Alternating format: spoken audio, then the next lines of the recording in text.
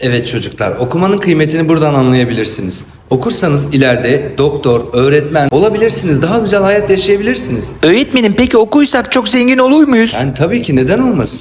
Ama öğretmenim ben okula hiç BMW ile gelen öğretmen görmedim.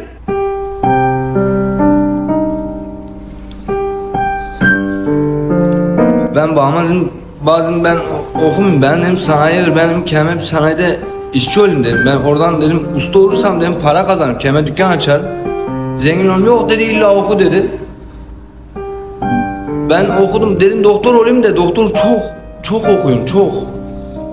Okuyamadım yani, dedim doktor oluyorsun, bu sefer parayı kazanmaya başlıyorsun, ömür bitiyor.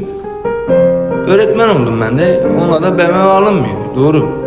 Kim babasının BMW'si var?